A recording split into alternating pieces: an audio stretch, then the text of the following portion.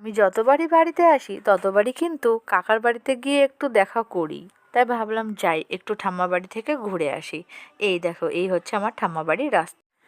বলো তো বন্ধুরা, পরিবেশটা কেমন লাগছে? আর এইখানে যে ছোট্ট একটা গাছ দেখছো, যেটা তোমাদেরকে দেখাচ্ছি, এটা কি গাছ বলো তো? লাল বকফুল। এই যে বিল্ডিংটা দেখতে পাচ্ছ, এটা হচ্ছে দত্তপুলিয়া নার্সিং হোম, যেটা আমাদের পাড়ার মধ্যেই। আর এই নার্সিংহোমের পাশ দিয়েই কিন্তু আমার ঠাম্মা বাড়ি যে ঢোকার রাস্তা। তো চলে এসেছি আমার ঠাম্মা বাড়িতে। তো চলো সেটাও একবার তোমাদেরকে একটু দেখিয়ে দিই।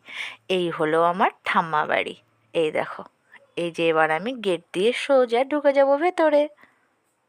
ঠাম্মা বাড়িতে তো পৌঁছালাম, কিন্তু যে মানুষটাকে আমি সবচেয়ে বেশি মিস করছিলাম সেটা হলো আমার ঠাম্মা, যে আর এই পৃথিবীতে নেই। আর যে ঢোকা মাত্রই বলতো, কিরে কবে আসলি।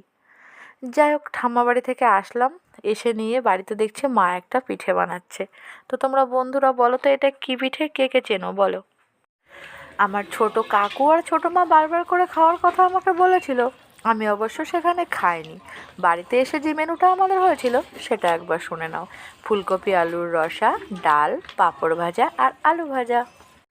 আর এদিকে আমার মেয়ে আর আমার মেয়ের বান্ধবীরা মিলে বসে গেছে পড়তে। তো আজকের ভিডিওটা তোমাদের কেমন লাগলো অবশ্যই কমেন্ট করে জানিও কিন্তু।